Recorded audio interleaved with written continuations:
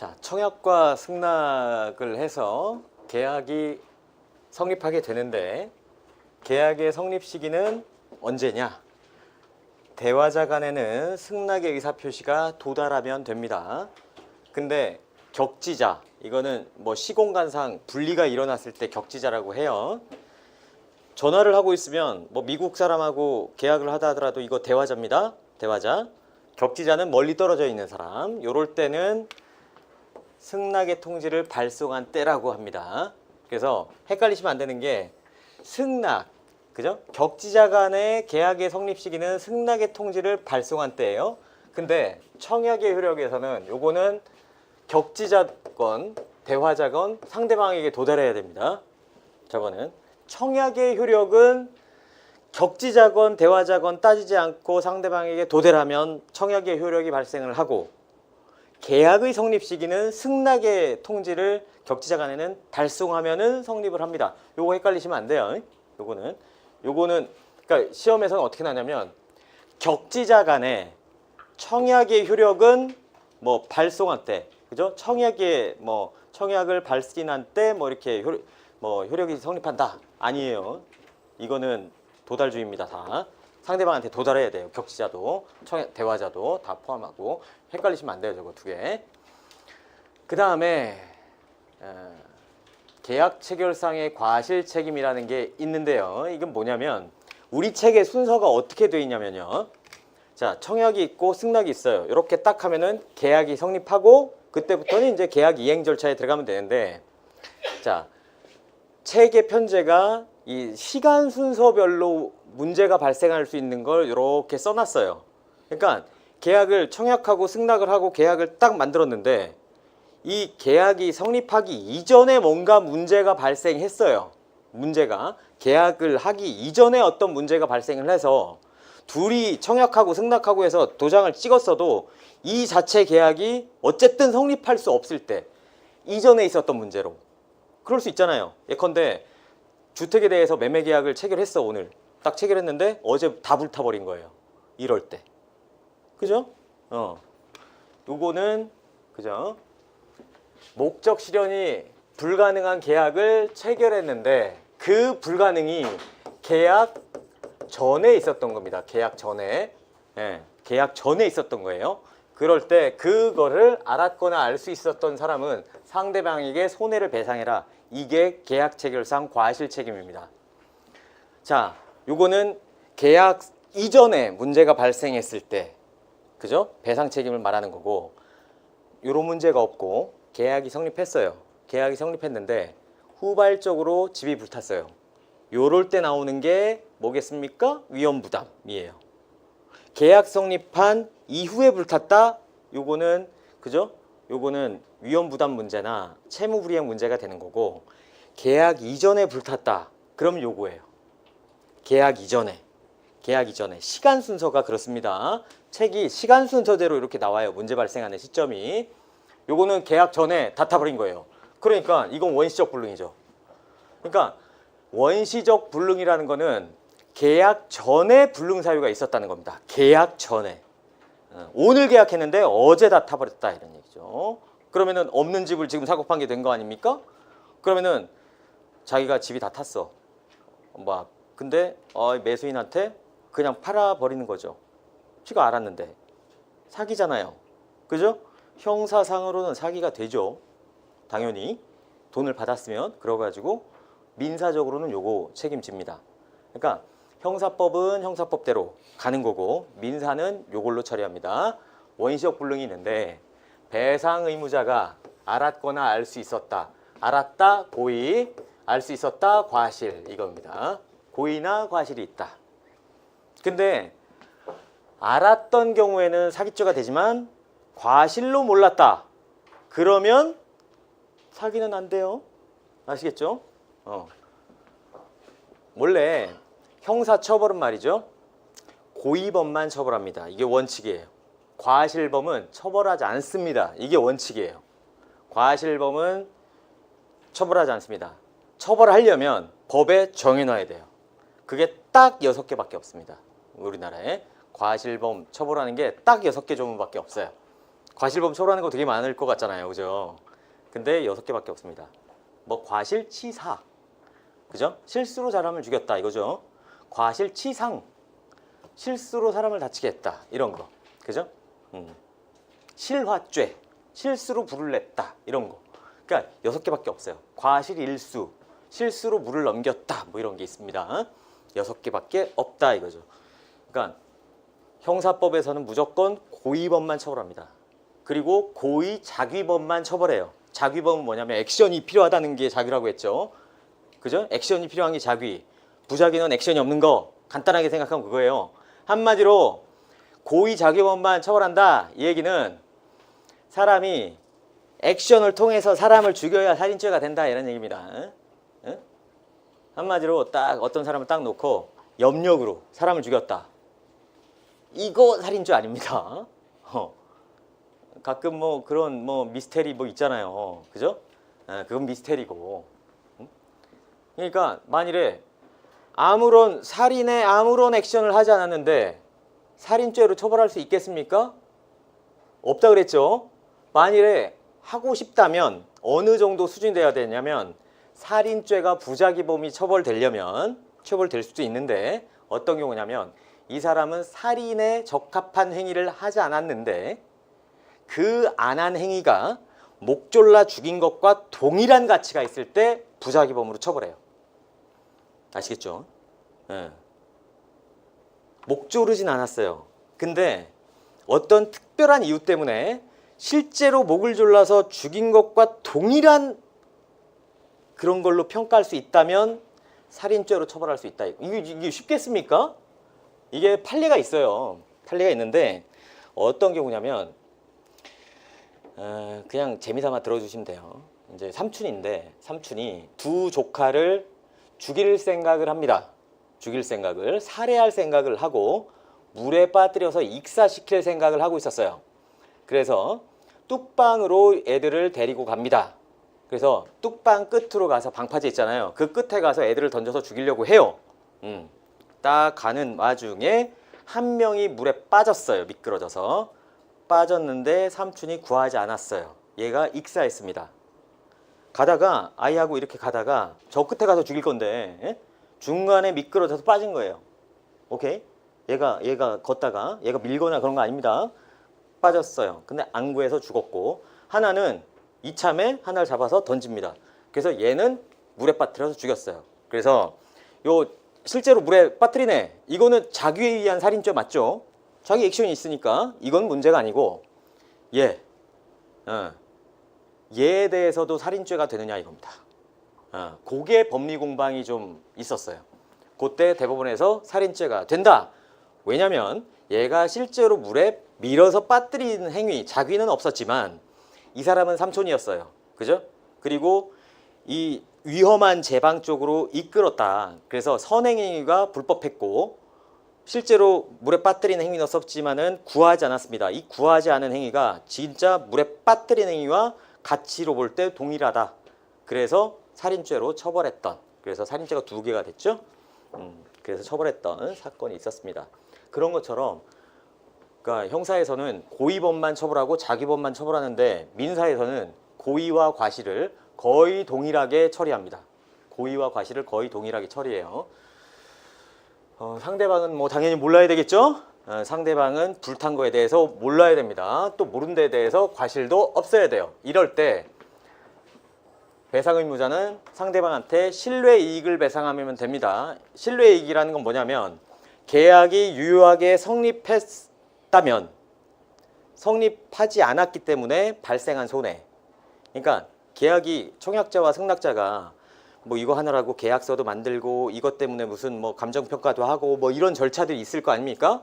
계약이 유효하게 성립할 것임을 전제해서 들어간 비용 그겁니다. 그거에 대해서 배상해라 이겁니다. 계약을 유효하게 성립한 것으로 생각했기 때문에 들어간 비용을 배상해라. 그 금액은 사실 크진 않습니다.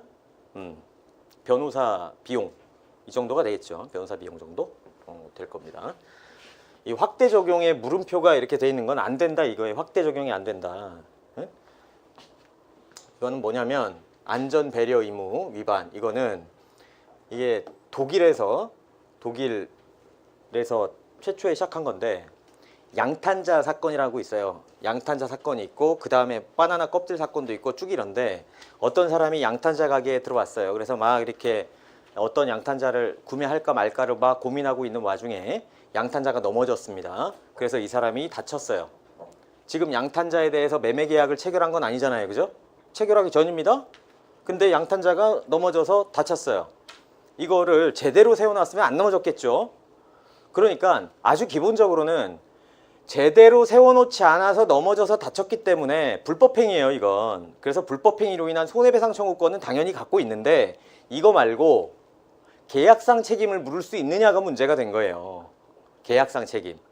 계약상 책임이 왜 그러면 채무 불이행 책임을 물을 수 있느냐, 이게 쟁점이 된 겁니다. 왜 그러냐면 제가 기초 강의에서도 아주 간단하게 말씀드렸는데 불법행위 책임은요, 입증 책임이 채권자한테 있어요.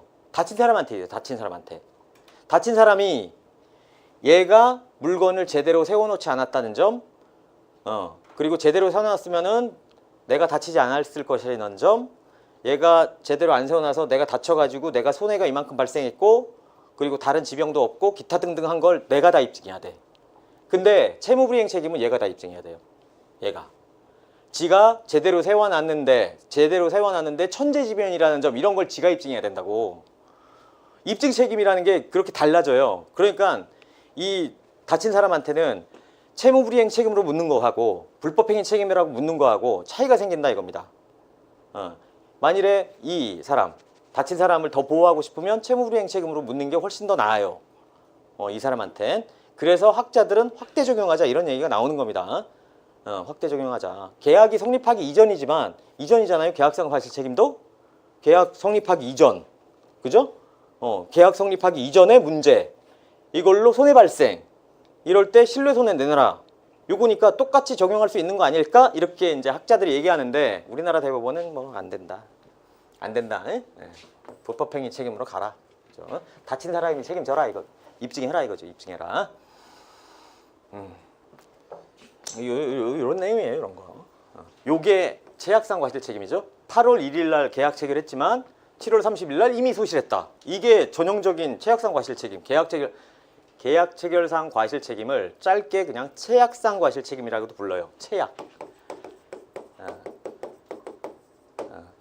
체약상 과실 책임이라고도 부릅니다.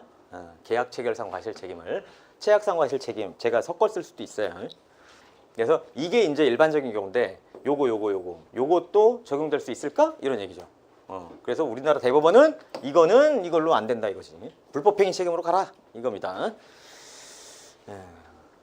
넘어갑니다. 제약상 과실 책임은 저 정도. 계약에 보면은 요것도 순서가 있잖아요. 성립, 효력, 소멸, 그죠? 계약이 자 청약하고 승낙하고, 그죠? 계약이 딱 성립을 했어요. 그러면 그 다음부터는 이행 절차가 남은 거죠. 그래서 계약에 성립할 때는 의사표시에 합치가 돼야 되겠죠. 당연히 청약과 승낙이 딱 합치가 되는 겁니다. 그 얘기죠. 그 얘기예요. 내가 지금 집을 사겠다. 오케이. 그러면은 요 물건 확정이 돼 있어야 되고, 얘하고 산다, 나하고 판다, 뭐 이렇게 서로 주관적 합치는 당사자의 합치를 말해요. 당사자. 그리고 객관적 합치는 물건, 요 물건에 대해 사고 판다. 요게 합치가 딱 됐을 때 계약이 성립하는 거죠. 이게 의사표시의 합치예요. 뭐 복잡한 게 아니라 주관적 합치라는 건 당사자의 착오가 없다 이거예요. 당사자가 헷갈리지 않았다. 제대로 된 사람하고 하는 거다 지금. 그리고 객관적 합치는 그 물건, 대상에 대해서도 착각이 없다. 당연하죠. 이렇게 돼야 됩니다. 그래서 청약과 승낙이 딱 있으면 되는 거죠. 근데 여기 보면 청약의 유인이라는 거 있죠? 이거는 청약에 유인하는 사람이 청약자가 아니에요. 내가 어떤 광고를 하면 나한테 청약을 해라 이거지. 청약을 해라. 그러면 내가 이거에 대해서 승낙을 할지 말지를 결정하는 거죠. 예를 들자면 우리가 옷가게에 딱 갑니다. 옷가게. 지하상가에도 옷가게가 있죠? 옷이 쫙 있습니다. 그죠? 그럼 태그가 없는 옷들. 그죠? 이쁜 옷들 막 이렇게 디스플레이 해놓고, 근데 여기에 태그 안 붙어 있잖아요. 디스플레이 한 옷은. 이게 청약의 유인이에요. 그러면 이거 얼마예요? 이렇게 묻잖아요. 이게 청약입니다. 이거 한 10,000원에 살 수 있나요? 이것도 10,000원에 살 수 있나요? 이렇게 묻죠. 청약이에요. 네, 살 수 있습니다. 승낙입니다. 그러니까 이렇게 디스플레이 해놓은 거, 이런 것들은 그냥 청약의 유인에 불과합니다. 그런데 청약이 되려면 아까 구체적 확정적이어야 된다고 했죠. 근데 청약의 유인은 그렇진 않아요. 청약의 유인은 그냥 나한테 청약해라 이거지. 광고하는 겁니다. 광고. 자판기 있죠. 자판기. 자판기는 자판기 설치 행위 자체가 그냥 청약입니다. 청약. 거기 금액 다 적혀 있잖아요. 그죠? 청약하고 있는 거예요. 나한테. 내가 여기에 돈 넣고 딱 누르면 이게 승낙입니다. 그러면 딱 누르는 순간 계약이 합치돼 가지고 탁 물건을 나한테 넘기는 거죠. 이렇게 되는 겁니다. 그 다음에 이건 다 봤고요. 계약의 성립 시기는 대화자 간에는 그죠? 도달시, 격지자 간에는 발신시, 승낙 예의사 표시를. 그리고 의사 실현에 의한 계약 성립이라는 건 자, 계약의 성립에 대한 얘기예요. 계약의 체결 문제입니다. 계약의 체결 문제. 청약을 합니다. 청약을 해요. 그럼 상대방이 오케이 내가 이거 하겠다 말로 보통은 하고 체결하게 되는데 그게 아니라 이 사람이 계약 이행 절차를 한 것처럼 아예 오케이라는 말은 안 했어도 행위로 보여주는 겁니다. 그게 의사 실현에 의한 계약 성립이에요. 의사 실현. 예컨대 이런 거예요. 현상 광고를 딱 냈을 때 그 사람한테 미리 전화해서 내가 찾아드리겠습니다 이런 얘기 안 하죠. 바로 그냥 걔를 갖다 주잖아요. 이게 의사 실현입니다. 내가 당신의 현상 광고에 내가 계약 성립을 하겠다 이런 의사 표시 하지 않아도 걔만 갖다 주고 있으면 별다른 얘기 없어도 계약은 체결되잖아요. 그죠? 그게 의사 실현입니다. 교차 청약은 뭐 이거 간단한 거죠. 부동산 하나 놓고 동시에 상대방한테 그죠? 얘기를 하는 겁니다. 1억에 팔아라. 1억에 사라. 이게 샥. 그럼 뭐 서로 교차 청약을 하는 거죠. 1억에 사세요. 뭐 이렇게. 이것도 청약입니다. 그죠? 1억에 파세요. 이것도 청약이죠. 서로 청약이 상대방한테 날아가서 딱 도달합니다. 그죠? 그러면은 늦게 도달한 거를 기준으로 계약이 딱 성립한다 이겁니다. 이게 교차 청약이에요. 서로 청약을 했는데 그러니까 한마디로 승낙 행위는 없어요. 그죠? 누군가가 청약을 하고 내가 그거에 대한 승낙 행위는 없지만 둘 다 동일한 내용의 청약을 함으로써 계약을 성립시키는 겁니다. 동일한 내용의 청약을 함으로써. 그 다음에 취약성 과실 책임 우리가 봤고요. 계약의 효력에서는 요 세 개 빨간 표시로 되어 있는 건 되게 중요한 거라고 했죠. 동시행의 항변권은 동시행의 항변권. 쌍무계약에서 쌍무계약 서로 간의 의무를 부담하고 있는 계약. 자기의 채무를 이행하지 않으면서 그죠? 청구를 한다. 그러면 이거를 거절할 수 있는 겁니다. 쌍무계약에서 자기 채무는 이행하지 않으면서 상대방한테 이행해 달라고 요구하는 것. 이게 그럼 뭐야? 야, 넌 왜 안 해? 나 못해. 네가 할 때까지. 이 얘기입니다. 이게 동시행위 항변권이에요. 위헌부담이라는 건 위헌부담. 당사자 일방의 채무가 요거죠. 쌍방의 책임 없이 불능이 된 거예요. 쌍방의 책임 없이. 자, 이 집에 대해서 이 아파트에 대해서 딱 계약 체결을 합니다. 1억에 넘겨주기로 했어요. 근데 갑자기 천둥이 쳐가지고 집이 다 타버렸다. 번개가 내려서 다 타버렸다. 아니면은 옆에 뭐 산업단지에서 펑 해갖고 다 그냥 불이 휩쓸어가고 다 산불이 확 휩쓸어서 다 이런 식으로. 이건 당사자의 잘못이 아니잖아요. 그죠? 천재지변 때문에 목적물이 날아갔습니다. 이럴 땐 이거 어떡합니까? 이럴 때 누가 이거 위험을 이런 그죠? 채무 불이행에 대한 위험을 누가 이거를 갖고 있을 거냐 이겁니다. 이게 위험부담 문제예요. 위험부담 문제가 나온다는 건 당사자에게 일단 책임이 없는 사유입니다. 당사자한테 책임이 있다 그러면 채무불이행입니다. 그건. 그죠? 특히나 채무자한테 어떤 문제가 있었다 그러면 채무불이행인 거고 위험부담이라는 얘기는 하여튼 당사자 간에 책임이 없을 때가 일단 기본입니다. 일단 기본이에요. 당사자 쌍방의 책임 없이 불능이 됐을 때 요거를 위험부담이라고 부릅니다. 제3자를 위한 계약은 제3자가 직접 권리를 취득하게 하는 것. 보험이에요. 보험. 생명보험 대표적인 것. 생명보험. 그죠? 생명보험. 예컨대 내가 피보험자. 하여튼 보험계약에서 피보험자는 피 보는 사람이에요. 생명보험에서는 피보험자가 죽어야죠. 그래야 보험금 나옵니다. 그죠? 그러면서 내가 보험 계약자인 거죠. 삼성생명하고 계약을 하는 겁니다. 내가 죽으면 자녀한테 1억씩 들어가게 뭐 이렇게 계약을 맺는다. 이게 이제 그죠? 제3자는 자녀가 되는 거고요. 그죠? 나하고 그 보험사하고는 계약자가 되는 겁니다. 그죠? 제3자 자녀들을 위한 계약이에요. 그래서 내가 죽으면 수익자가 되죠. 얘들이 이제 보험금을 받는 요게 제3자를 위한 계약이죠. 계약이 소멸해서는 계약 해제가 제일 중요하겠죠. 요거는 계속적 계약에서만 있는 겁니다. 이제 하나씩 보도록 하죠. 동시행의 양변권. 이거는 당사자 일방이 자기 채무를 이행하지 않거나 이행 제공하지 않은 채 이행을 청구하면 상대방은 거절할 수 있다. 하여튼 자기 의무를 하지 않으면서 요구하는 것, 이거 거절하는 게 동시행의 양변권입니다. 근데 저기에 이행하거나 이행 제공이란 얘기가 있잖아요. 이행 제공. 이행은 뭔지 알죠? 예컨대 이행은 그 목적한 거 자체를 들고 온 겁니다. 지금 돈이다. 그러면은 돈이면은 이렇게 돈을 앞에다가 놔야 되겠죠? 이렇게 보내주거나 이게 이행이에요. 상대방한테 쏴줬다. 요게 이행이고, 이행 제공은 즉시 이행할 수 있는 단계까지 해놓은 겁니다. 이행 제공은. 예를 들자면 부동산 매매에서 매도인의 이행은 등기를 종료해 주는 거예요. 등기를 넘겨주는 것.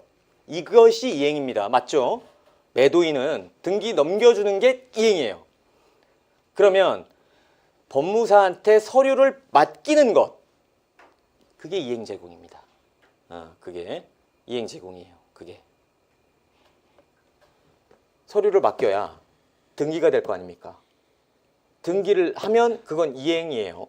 근데 서류를 맡기는 건 이행은 아니지만 이행과 거의 같은 거잖아요. 그죠? 서류를 맡겼다는 건, 넘길 수 있는 서류를 다 맡겼다는 건, 하지만 등기 자체를 아직 넘긴 건 아니기 때문에 이행은 아니고 이행 제공이라고 부릅니다. 그거를 그런 식의 표현이 되는 거죠. 만일에 이게 매수인 입장에서 보면 상대방 통장에다가 돈을 쏴줬다. 그러면 이행인 겁니다. 맞죠? 근데 전화를 하는 겁니다. 전화. 돈 준비됐습니다. 언제라도 보내드릴 수 있습니다. 이렇게 얘기하는 게 이행 제공입니다. 다르죠? 그죠? 서류 갖다 놓으시면, 법무사한테 서류 갖다 놓으시면 제가 바로 쏴드릴게요. 이 얘기예요. 이게 이행 제공이에요. 아시겠죠? 그러니까 법률적인 효력은 뭐 여기에서 동시행의 항변권에서는 동일하게 처리하지만 어쨌든 요게 좀 간극이 있어요. 간극. 이행과 이행 제공은 매도인의 이행은 등기를 넘겨주는 것. 요거고, 이행 제공은 서류를 맡기는 것. 법무사한테. 요거고, 매수인 입장에서 이행은 돈을 상대방 계좌로 보내준 것. 요거고, 이행 제공은 전화한 것이에요. 언제라도 쏴줄 수 있다. 이렇게. 한마디로, 자, 나는 아직 돈이 준비가 좀 안 됐는데 등기는 넘겨주세요. 서류는 맡겨주세요. 이거 되겠어요? 안 된다 이 뜻입니다. 이게 동시행의 항변권. 쥐는 돈 언제라도 쏴주겠다 이런 얘기가 안 되면서 서류는 네 거는 맡겨라 이거는 안 된다 이 뜻입니다. 맞죠? 그게 동시행의 항변. 상대방한테 전화를 받았어요. 여러분이 매도인인데 등기 서류는 다 갖고 다 준비해 놨어요. 상대방이 전화가 오는 겁니다. 나는 아직 잔금 준비 안 됐는데요. 등기는 미리 좀 넘겨주시면 안 돼요? 그래 줬으면 좋겠는데 이렇게 전화가 온 겁니다. 그럴 때 싫은데요? 이렇게 되는 거죠. 그게 동시행의 항변권을 행사한 겁니다. 맞죠? 거절하는 거니까. 물론 뭐 자기가 포기할 수 있어요. 그죠? 아직 잔금이 준비 안 됐는데요. 미리 등기 좀 넘겨주시죠. 뭐 그럽시다. 이렇게 할 수도 있잖아요. 그쵸? 포기할 수 있습니다. 그리고 연기적 항변권이라는 건 뭐냐면, 연기적 항변권은 시기를 연기할 수 있을 뿐이지 그 채무를 없앨 수는 없다 이 뜻입니다. 채무를 없앨 수는 없다. 연기할 수 있을 뿐이다. 그래서 연기적 항변권입니다. 자, 동시행위 항변권이 되기 위해서는 쌍무계약이어야 된다. 그죠? 그리고 주된 급부 사이에서만 됩니다.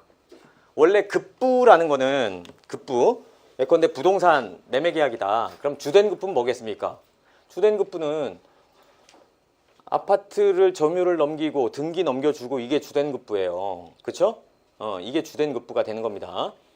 주된 급부 말고 그거 말고 다른 것들, 메인이 아닌 다른 것들, 이거를 부수적 의무라고 해요. 부수적 의무.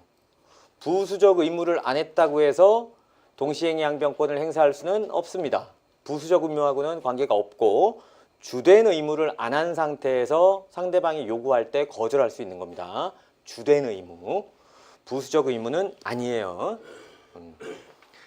항변권은 자, 채권이 양도되거나 채무가 인수되거나 상속되거나 채권 전부와 추심명령. 요거는 이거 어떤 거냐면 자, 갑입을 이 사람이 채권자, 이 사람이 채무자, 이 사람이 1억 채권이 있어요. 이 사람한테.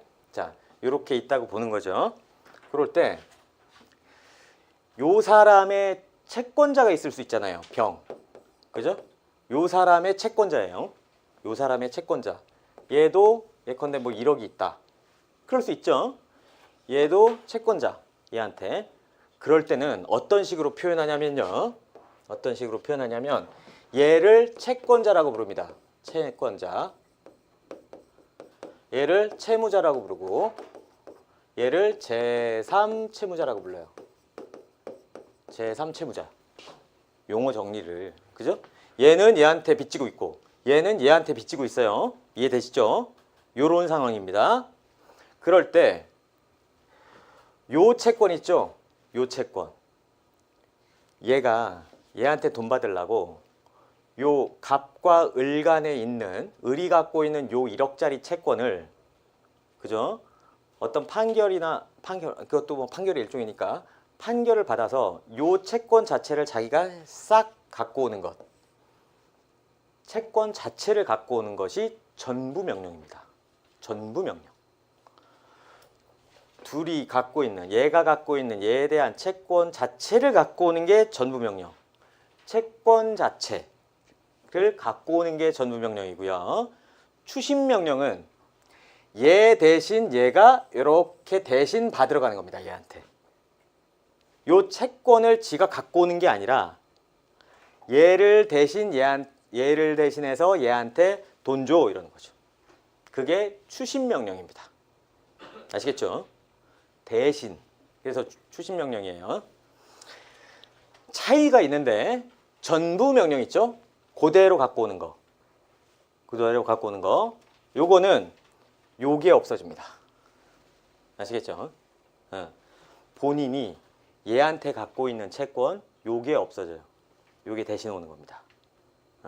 그렇고 추심명령은 요거 없어지지 않습니다. 요거 없어지지 않고 유지하면서 대신 받으러 갈 수 있는 거죠.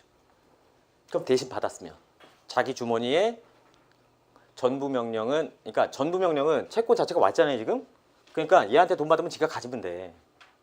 근데 추심명령은 얘 대신 이렇게 받으러 갔어요? 돈을 받았어요? 그러면 지가 주머니에 못 넣습니다.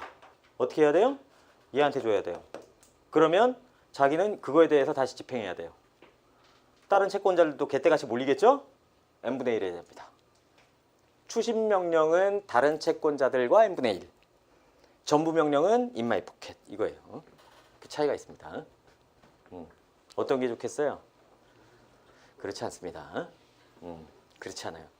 왜냐면 이거는 다이아몬드 채권이었는데 예컨대 깨끗하고 완벽한 뭐 이런 채권이었는데 알고 보니 이게 그지 같은 채권이었다.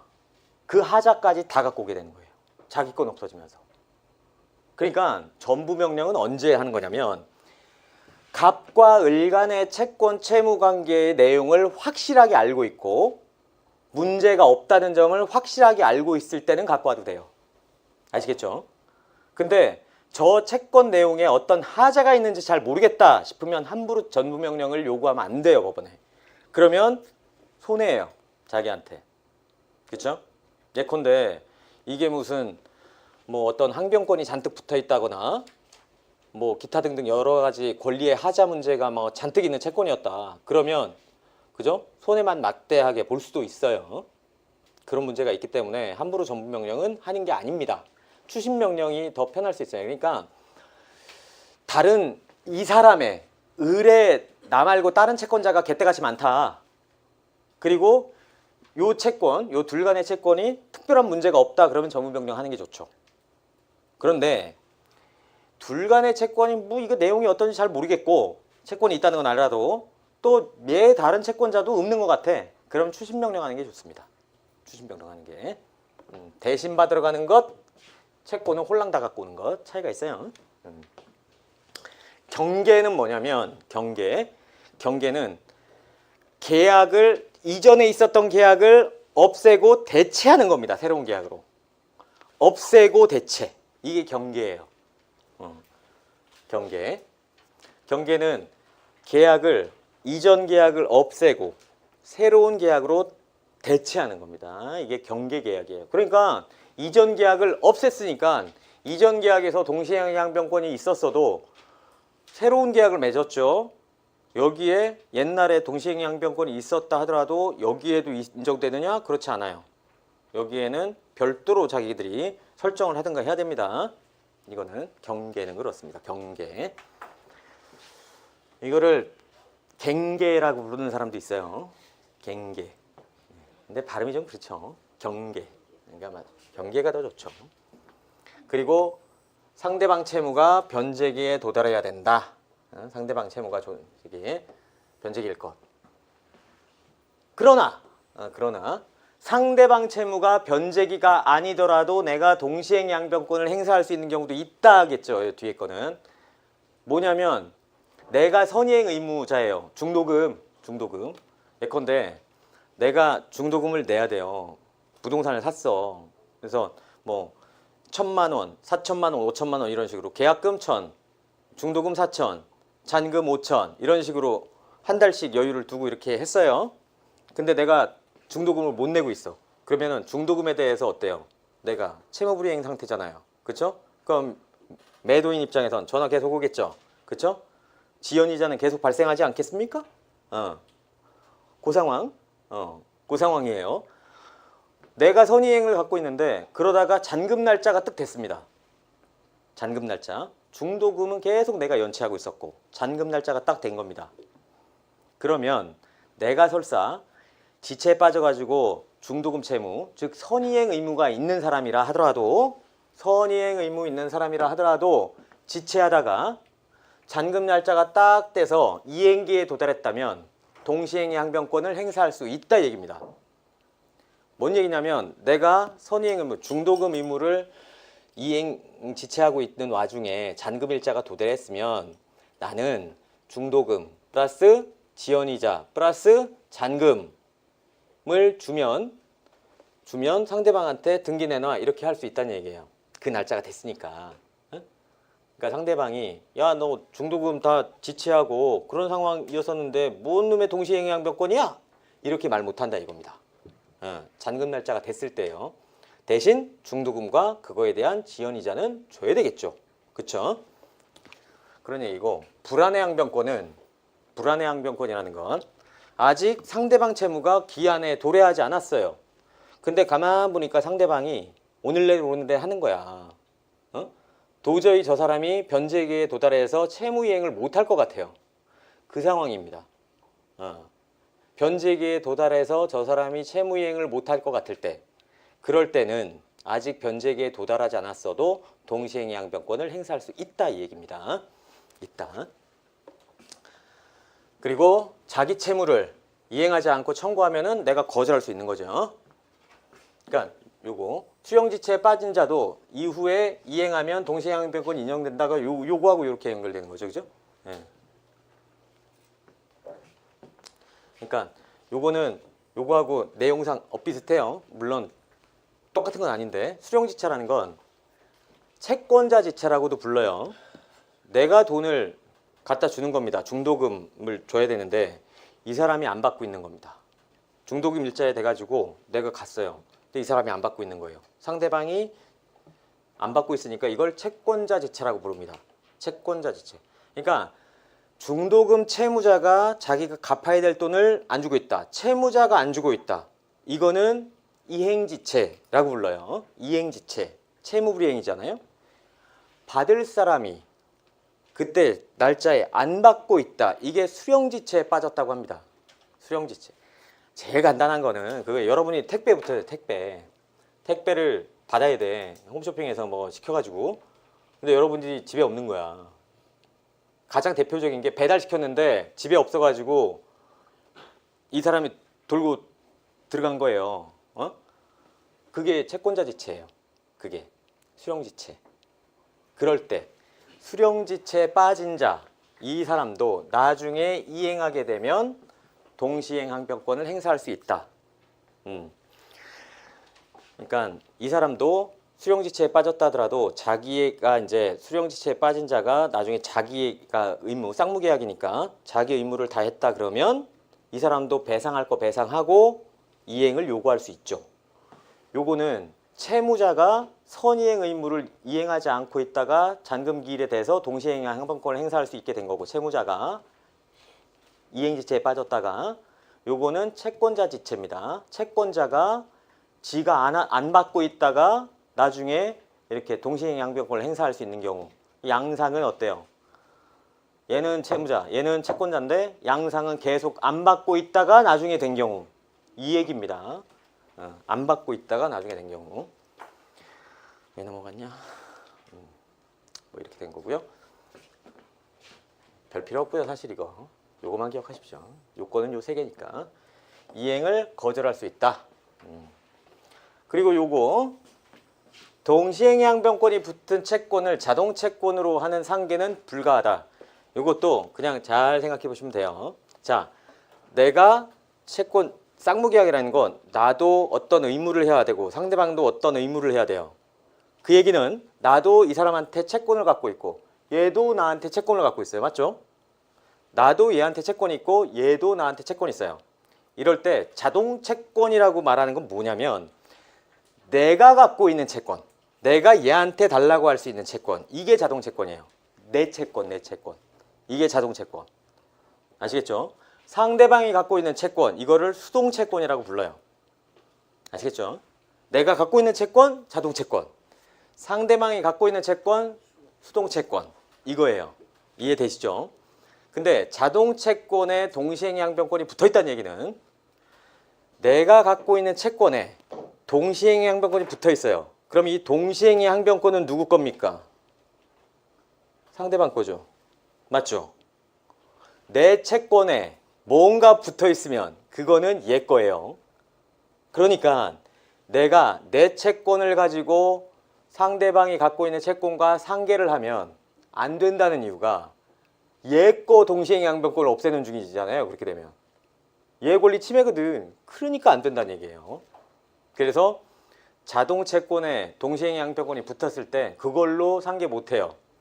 반면에 수동 채권으로는 할 수 있다. 이건 뭐냐면 얘가 갖고 있는 채권, 얘가 갖고 있는 채권. 한마디로 내가 역으로 생각하는 거죠. 역으로 내 채권에는, 내가 갖고 있는 채권에는 동시행 항변권이 붙어 있을 때는 안 돼요. 근데 상대방이 갖고 있는 채권에 동시행 항변권이 붙어 있으면 그 동시행 항변권 누구 겁니까? 내 거잖아요. 그죠? 그럴 때는 상계해도 돼요. 왜냐면 내가 내 거 포기하는 거니까. 그런 얘기입니다. 그죠? 그게 요 얘기입니다. 동시행 항변권이 붙은 채권을 자동 채권으로 해서 하는 상권은 안 된다 이거죠. 왜냐면 그 동시행 항변권은 상대방 거니까 없앨 수가 없다 이 뜻입니다. 오늘은 딱 위험부담까지 하면 되겠네요. 위험부담은 요거는 계약이 성립했고 채무자에게 책임 없는 사유로 불능이 된 거죠. 채무자에게 어떤 책임이 있는 사유다. 그러면 채무불이행 책임으로 가면 됩니다. 네, 요 위에다가 이렇게 써놓으시면 되겠죠. 책임이 있다. 그러면 이건 채무불이행 책임이에요. 이거는 책임이 없는 사유로 매매계약을 했는데 내가 매도인, 그죠? 얘가 매수인. 이럴 때 누가 채권자라고요? 물건을 받아야 될 사람. 이 사람이 채권자입니다. 아시겠죠? 쌍무계약에서 채권자, 채무자 나눌 땐 서로 간에 의무를 지고 있고 서로 간에 채권이 있는 거기 때문에 채권자, 채무자를 일반적으로 쓸 때는 물건 받을 놈이 채권자예요. 물건 줄 놈이 채무자입니다. 아시겠죠? 그래서 상대방, 매수인이 채권자예요. 나 매도인은 채무자고, 그죠? 계약을 체결했어. 이제 한 달 있다가 넘겨주면 돼요. 근데 집이 다 타버린 거야. 이럴 때죠. 갑자기 이렇게 산불이 나가지고 집이 다 타버린 겁니다. 이거 내 잘못도 아니고 이 사람 잘못도 아니고 천재지변. 이럴 때 내가 위험부담이란 얘기는 채무자 위험부담주의라는 얘기는 이거는 요 물건의 위험을 채무자가 져라 이겁니다. 채무자가. 채무자가 지고 상대방한테 반대급부 청구권이 없다 이겁니다. 상대방은 나한테 매매대금 안 줘도 되고, 그죠? 나는 이 사람한테 달라고 못해요. 그게 채무자 위험부담주의입니다. 채무자 위험부담주의. 이렇게 되는 거죠. 이렇게. 열받겠죠. 그죠? 다만 대상 청구권이라는 건 뭐냐면, 자, 내가 집을 넘겨줘야 되고 상대방은 돈을 주기로 했었는데 중간에 불 타버렸어요. 근데 화재보험금이 나온 거야. 화재보험금. 그럴 때 이게 대상물이 나왔잖아요. 요럴 때 상대방은 매매대금을 주고, 나한테 매매대금을 주고 이 화재보험금을 가질 수도 있어요. 이게 왜 가능한 얘기냐면, 이 집을 1억에 사기로 했습니다. 근데 화재보험금이 3억이 나왔다고 쳐보세요. 그러면 여러분들이 그 주택의 매수인이면 대상 청구권 행사하겠습니까? 안 하겠습니까? 무조건 하지. 그죠? 무조건 하죠. 최소한 그 터라도 일단 내 거 됐고 화재보험금 그거 들어왔잖아요. 그러면은 훨씬 이득이죠. 그래서 대상 청구권 행사할 수 있다 이 얘기입니다. 요거. 그래서 실제로 대상 청구권 많이 행사해요. 많이 합니다. 예외적으로 채권자주의가 있는데 이거는 채권자주의라고 부르기도 좀 애매하죠. 저것도 위험부담인가 싶어요. 왜냐면 채권자가 지가 과실이야. 그럼 지가 책임져야지. 지가 불냈으면. 맞죠? 만일에 내가 집을 팔았는데 그 매수인이 딱 새로운 집 구경한다고 탁 왔어. 역시 그림 같은 이 전원 뭐 이렇게 딱 했어. 거기에서 불을 냈다. 그래가지고 홀랑 다 태웠다. 그러면 매매대금 다 주고 나한테 너 이 탄 집 줘. 이렇게 되는 거죠. 그죠? 이게 채권자주의입니다. 이게. 그 물건에 대한 위험을 채권자가 가져라. 이 얘기입니다. 매매대금은 홀랑 다 주고. 이 얘기죠. 또 채권자의 수령지체. 채권자가 자 이런 수령지체라는 건 이거죠. 자 매매대금 다 받았어요. 언제라도 등기 넘겨주겠다고 했습니다. 이전 다 해주겠다. 근데 차일피일 미루는 거예요. 이 사람이. 우리는 이제 난 등기 넘겨주고 이삿짐은 이미 다 뺐고 그냥 키만 넘겨주고 오면 되는데 이 사람이 날짜에 안 오는 겁니다. 그죠? 그래서 계속 제대로 된 관리를 하고 있었는데 갑자기 천재지변이 났어요. 천재지변이 후루룩 나가지고 다 타버렸어. 이럴 때 어떡할 거냐 이겁니다. 이럴 때 생각해 보십시오. 그죠? 이 사람이 가져갔어야 되는데 안 가져갔단 말이에요. 지금 이게 수령지체입니다. 이럴 때 채권자 네 책임이다 이런 얘기죠. 채권자 네 책임이다. 그래서 채무자는 이럴 때는 자기 채무를 면하고 채권자에게 반대급부를 청구할 수가 있겠네요. 그래서 불능의 종류를 이렇게 돼 있죠. 원시적 불능, 처음부터 뭔가 계약 성립하기 이전에 뭔가 문제가 발생했다. 최악상 과실책임이에요. 그죠? 계약 체결상 과실책임. 요거 아까 있었고, 요거는 누가 책임져요? 원시적 불능을 알았거나 알 수 있었던 자. 그 사람이 책임지는 겁니다.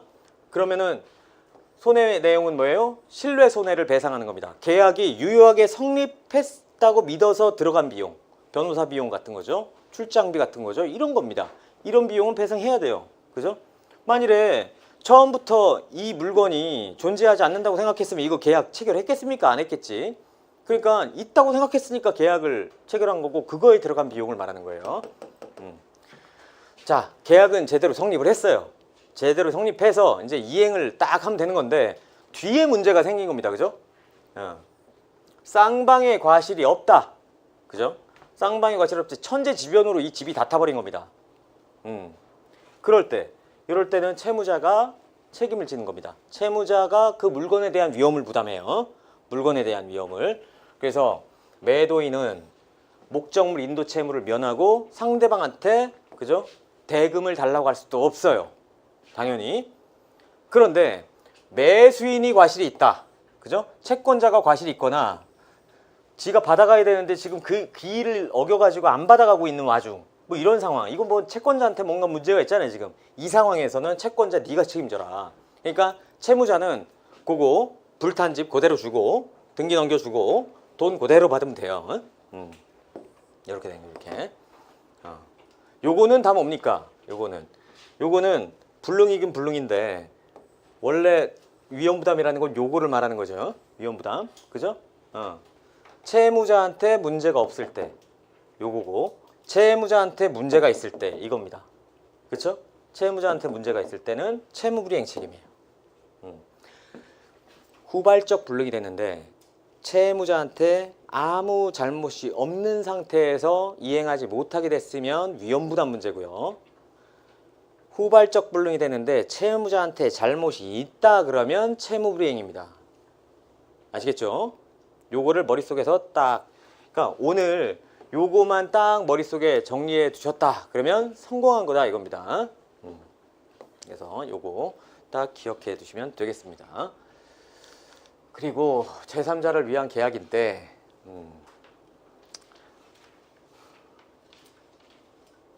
한 시간 더? 그건 좀 그렇겠죠? 네. 알겠습니다. 오늘은 여기까지 하고요. 어쨌든 간에 다음 주에는 우리가 이제 마지막 강의를 하게 되는 거죠. 다음 주에 마지막 강의인데 다음 주에는 PPT 위주로 하겠습니다. PPT 위주로 할 테니까 그거 어쩔 수 없잖아요. 그래서 오늘 좀 매매는 터치하고 나왔으면 참 좋았을 법했는데 뭐 어쨌든 저도 최대한 효율적으로 강의를 준비해 볼 테니까요. 여러분들도 책을 한번 미리 읽어 보시고요. 그렇게 해주시면 대단히 감사하겠습니다. 어쨌든 오늘도 지난주 토요일과 함께 오늘 연장 이렇게 강의 들으시느라고 고생하셨고요. 다음 주 월요일 날 뵙겠습니다. 감사합니다.